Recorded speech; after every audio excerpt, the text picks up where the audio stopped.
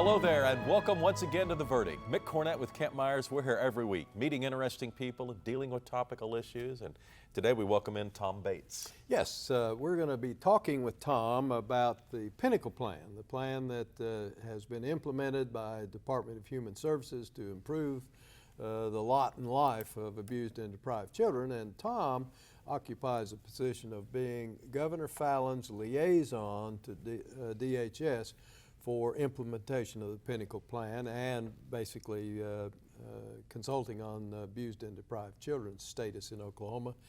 Bright guy I've known for 20 or 25 years, just recently named in this liaison position. I think he's got a lot of interesting things to tell us. And some significant changes in the Pinnacle plan. Oh yes, yeah, and they're not over. They're still occurring. And we'll learn more about it today on The Verdict. We'll be right back.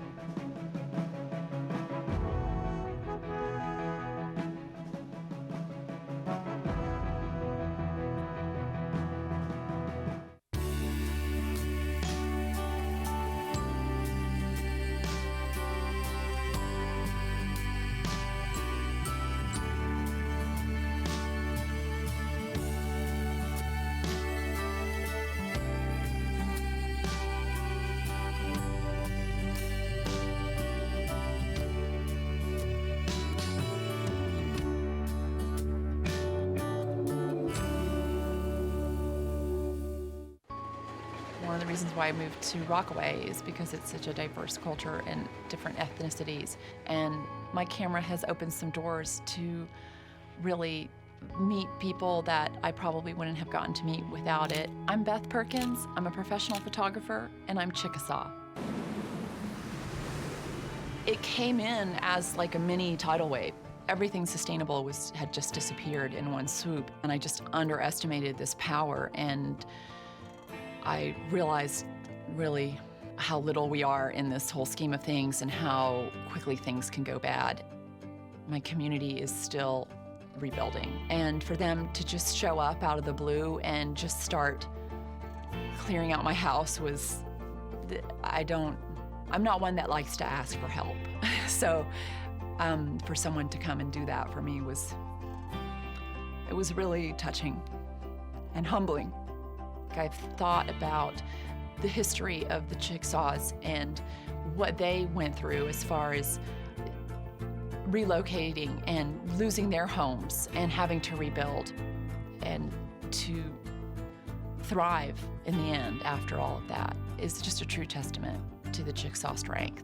And I try and draw from that and remember that that's a part of who I am. See more stories about the Chickasaw people at profilesofanation.com.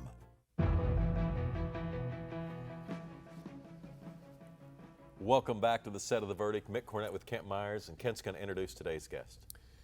Today, it's a particular pleasure for me to introduce not only our guest to talk about the Pinnacle plan, but a longtime personal friend of mine whom I respect greatly and know what a good lawyer and a good guy he is. His name is Tom Bates. He is Governor Fallon's liaison to Department of Human Services on child welfare issues as well as the implementation of the Pinnacle plan. Tom is a native Oklahoman, graduated from high school here in Oklahoma City. He did his undergraduate work at Oklahoma City University, did his law work likewise at Oklahoma City University. He has previously served with the Attorney General's office for almost 16 years, the last 2 of which he was the first assistant. And as first assistant in the AG's office, he had responsibility for some 90 lawyers, 90 lawyers, and 40 agents. He was the guy that had to oversee those folks and served admirably and with distinction. He is married, has 2 sons, and is joining us for his first visit. We hope it's not his last. Tom, welcome. Thank you. Thank you, Kent. Glad to have you. Thank you, Mayor. Tom, give us an update on this new position. Let's back up. When you got the call, did you know anything about it? Is it something you pursued or just learned about? Obviously, given my time at the Attorney General's office, I was very much aware of the settlement that gave rise to the birth of the Pinnacle plan and DHS's efforts to comply with that. when I left the AG's office almost a year ago, I intended to take a little time off, but the governor mentioned then that she might call at some point in the future. And of course, anytime you can be of service to Governor Fallin, you do that. So when she called and asked if I would be interested in doing this upon Jerry Askin's departure, it's a cause that I believe strongly in, and couldn't wait to do it. Well, being the guy that's going to institute change doesn't make you the most popular guy in the room typically. I mean, people are reluctant to change in general, and boy, you talk about an organization that had been kind of fixated for a long time. DHS was one of those. So that's an enormous task to try and go in and change a large, perhaps clumsy organization like DHS. Well, DHS is a large organization, and they've certainly faced some challenges, but Director Lake has done a tremendous job since he came on board. I know both of you know him, and I think he's been on this show. So Yes.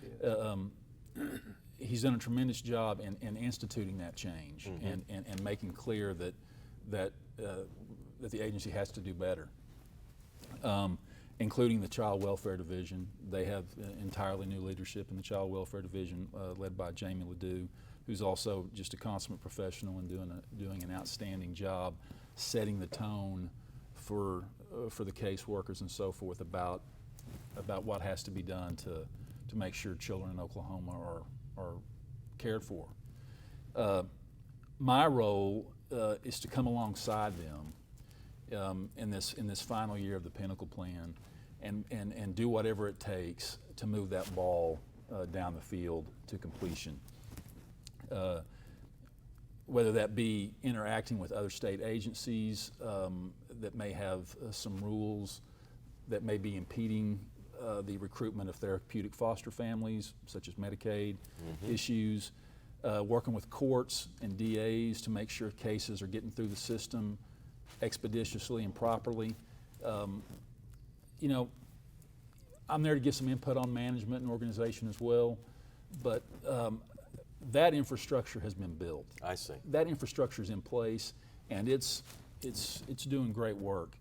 But like anything, when you have a project like this, there are certain projects or things that just need some special attention to get done, and I'm there to do that.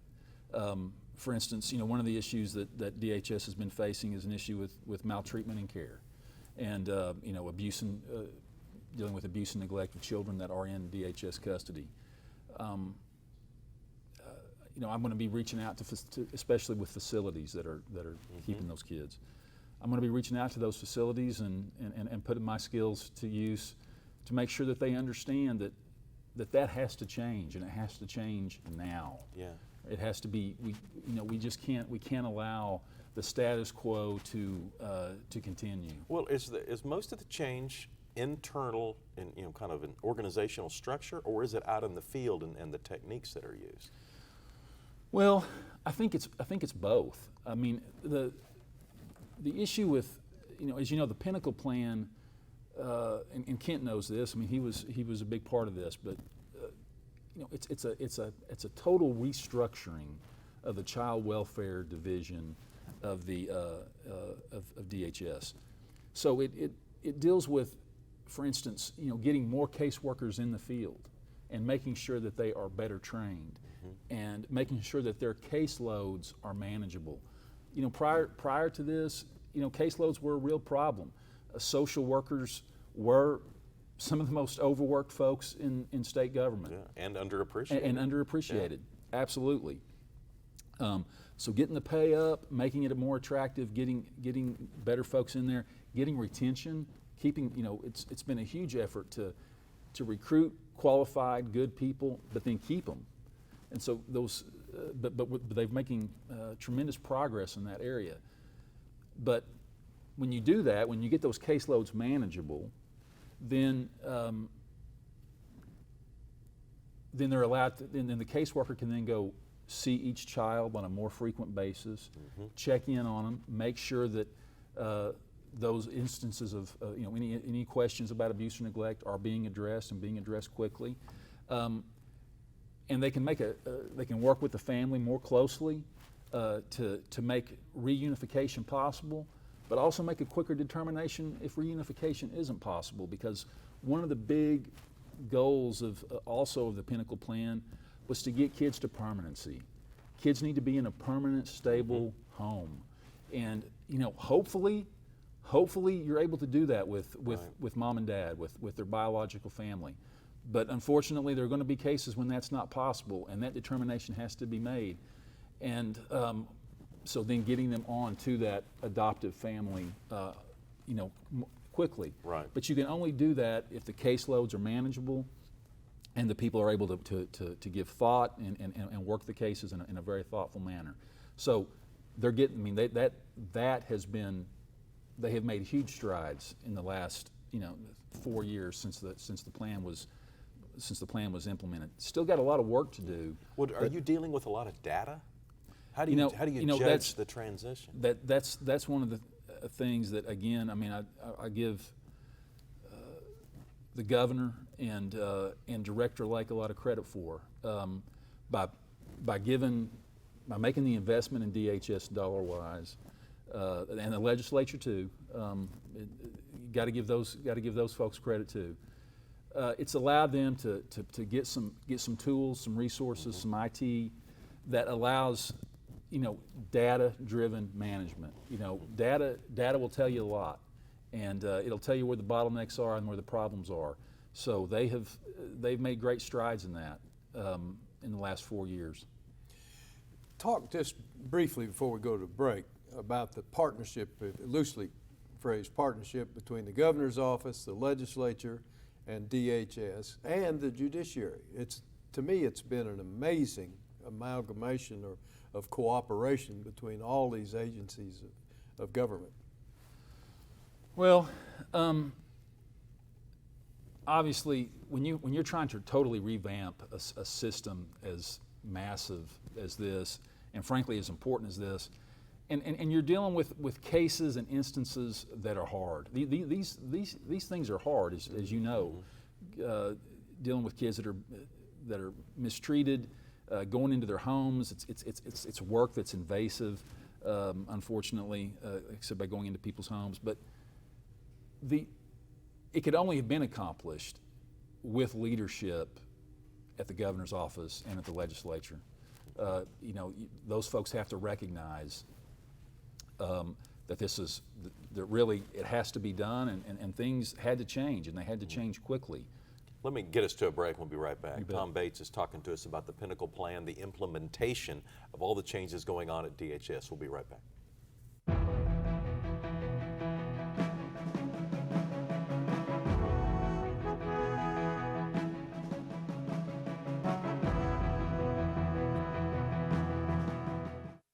Oklahoma's land and air, water and energy, they all matter.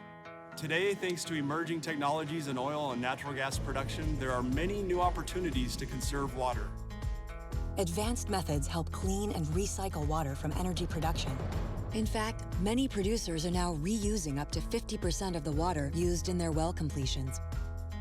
Learn more about how Oklahoma producers are recycling water at oerb.com/both matter. The good life comes naturally to Tulsa, where nature's beauty is matched with an eye for aesthetics. A legacy of neighborhoods graced with lawns and landscaping and handsome homes. A place that seems to have patented an ideal lifestyle. Bank First is loyal to the quality of life Tulsa assures its citizens, to the priority placed on education, culture, and growth. Loyal to builders who transform raw land into residential charm. Developers who see opportunity and add vitality to Tulsa's economy. Bank First serves both enterprise and private lives that need a loyal partner. It's how we help nurture this city's very good life. Bank First. Loyal to Oklahoma. Loyal to you.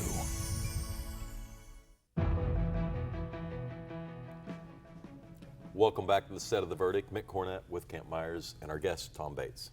Tom, when we took a break, you were talking about what we could loosely call the partnership of all branches of state government. Can you tell us how that's come together to help kids? Well, like I was saying before the break, I mean, something that important and that significant, it takes leadership. And the governor, to her credit, has invested capital into this. And and she's brought she's worked with the legislature, and they have allocated the funds to make this possible. And the courts have done their part too in working to improve the system. I think people recognize, Kent, how important this is. I mean, we're talking about our most vulnerable population. We're talking about kids, but abused and neglected kids, which is even more vulnerable. So, it's a cliche, but our children are the future. And we're going to hear a lot of talk in this legislative session about criminal justice reform, about prison overcrowding and things like that. You solve prison overcrowding tomorrow by taking care of your children today, and I think that resonates with our elected leaders and the courts, and that goes a long way to explain how this has been accomplished. Well, your boss is the governor, I That's take right. it, and That's your right. office is in DHS. Yes. How does that work? You ever forget? Well, I mean, I've been very intentional about letting the people at DHS know that I'm not there to look over their shoulder. I mean, I'm from the governor's office, and I'm there to help, and I mean that. I mean that, and I think they understand that. I think Jerry Askins had this role for a while before me, and she did a great job of setting that tone as well. And the leadership at DHS just couldn't have been more welcoming to me, and I can't say enough about the team attitude that is at DHS to get this problems dealt with and get a successful completion of the Pinnacle plan. Has it been in place long enough to start evaluating results? Yeah, I mean, I think so. I think you can. Again, there are certain areas where you can see the results.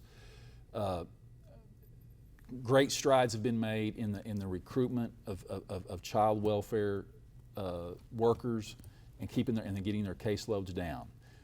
So therefore, you're seeing more visits, more in-home visits, and that is impacting things in a good way. The maltreatment and care number statistic, we'd like that to be 100%, that it never happens. That would be the goal. We don't want any child to ever be hurt while they're in state custody. But you're seeing improvement in that area. It's not where it needs to be. Another thing, a big goal of the Pinnacle plan that people don't understand is to get children, as many children as possible, in a family-like setting. The state is getting out of the shelter business. There are, I believe, 23 kids left at the shelter here in Oklahoma City and one in Tulsa.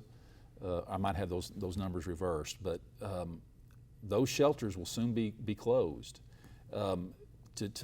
Just to make sure that people know that we want to get kids into family-like settings as soon as possible. Well, and there's been a large recruitment of foster Exactly. families. I mean, I've seen it. I've witnessed it. And Right. people I know that I never knew had an interest in pursuing that have been approached and are Right. getting engaged. Exactly. That being said, we still need more. We need to recruit about 1,000 more families over the next year. All 77 counties? Absolutely, and we need to get as many backgrounds as possible. So, one of the things that I'm most excited about in this job to see what happens over the next 6 months to a year is that very soon the governor is going to be launching a full-scale campaign and offensive on the recruitment of foster families. I mean, And it's going to be, we're going to be reaching out to churches and other groups to really, you know, it's an all hands on deck approach, and she's leading the charge to get more families. Mm-hmm. And I think that's so that people fully understand how important this is. You know, the governor's a big believer in the Oklahoma standard, and we talk a lot about that. We need that Oklahoma standard to rise up and show itself in the care of children that are in state custody right now. We need foster families so we can get the kids well taken care of and move them on to permanency, move them on to a forever home. We've talked about the agencies of state government that are involved in this effort, and they're all performing up to the best of their abilities, in fact, just admirably, in my view. But we haven't talked about these three folks that are mysteriously named the co-neutrals. Now, who are the co-neutrals and what is their job? Well, the co-neutrals it's a three-person panel. It's Kevin Ryan, Eileen Crummy, and Kathleen Noonan. And they all have... And they're not Oklahomans. They're not Oklahomans. They're from outside Oklahoma, outside the agency. They were selected as part of the settlement agreement. They all have very deep and extensive backgrounds in child welfare. They've run child welfare agencies, divisions, have just a high background in that area. So their job is to address any disputes that the plaintiffs and the state may have that arise through the settlement process. But one of the things they do is they also evaluate DHS's progress and give suggestions, give advice on how we can, on what DHS can do to meet the goals of the Pinnacle plan and the settlement. They evaluate that on a good faith basis. They determine if the state is making a good faith effort to meet all those goals. So in essence, they are, at least at the first level, kind of the judges of how well Right. the state is performing under the Pinnacle plan. Right. Yeah, disputes that arise during this 5-year period, they're the final word on. Yeah. At the end of that process, they make a determination about whether or not the state has made a good faith effort to achieve those goals. At that point, if the state were to disagree with the findings, then there is an appeal to the court. But at this point, they're the final word. How do you see your role in the minute and a half we got remaining? How do you see your role in this next year as liaison? Well, what will you be doing I'm primarily? going to be focusing on those special projects, breaking down barriers with other state agencies that may be impeding the progress. I'm going to be doing outreach on the recruitment of foster homes as the governor's office believes I can be helpful. And I am a lawyer. I've spent spent 20 years as an attorney, as a prosecutor and a litigator. So I am going to be. There are attorneys in the AG's office that'll handle any litigation that's remaining, but I am going to be making sure that the documentation is there so that DHS can tell its story about the great work that it's done. And you mentioned a 5-year period. How far along are we into that? We're a year out. A year out. I mean, we got a year to go. December next year. 1 year to go. Well, then we're going to have some more shows on this in the next We'll year have as you we back. get closer. Well, thank you. Tom, thanks very much for coming. Thank you. Thank you very much for having me. And thanks for doing this job. Thank you. Kent and I'll have a final word after this.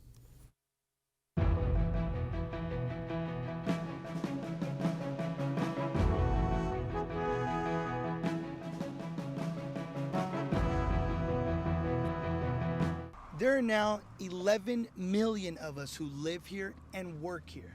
I was 15 when I came here 6 years ago. I raised my family here, drive my truck to my job every day. The only difference between now and 6 years ago, I do it legally. I wanted to, because this is my home.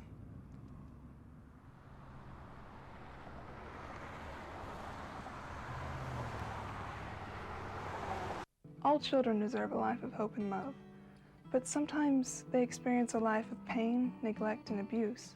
When that happens, each child deserves all the quality assistance and representation that can be offered in our legal system. For more information, call 23-CHILD. Oklahoma Lawyers for Children, helping to bring hope and love back to the lives of abused children. You will always be Mom and Dad to me. I think for us, once we got started and we began to see the tremendous need just within our state, it really was just a calling for us. The blessings far outweigh any obstacles that we've faced. You will always be Mom and Dad to me. The Journal-Record is pleased to be a sponsor of The Verdict. The Journal-Record, since 1903, the best source of Oklahoma business news and legal information. And for almost 30 years, Oklahoma political, government, and business leaders have turned to the McCarville Report for accurate, reliable, inside information. Visit the McCarville Report online. Welcome back to the set of The Verdict. We are wrapping up the show with Tom Bates and talking about the changes that DHS is undergoing with the Pinnacle plan. Yes, the primary obligation of implementing the Pinnacle plan is, of course, on the Department of Human Services, but it could not possibly do it without the support of the governor's office, the legislature, and the judiciary. And the fact that the governor has chosen to send such a qualified liaison to DHS, as in Tom Bates, really shows the governor's good faith and effort to try to get this thing on the right track and keep it on the right track. And we all should be grateful to Governor Fallon for sending such a fine emissary to DHS. Website information, okdhs.org. And we have a website, theverdict.tv. That's going to do it for this week's show. For Kent Myers, I'm Mick Cornett. We'll see you next time right here on The Verdict.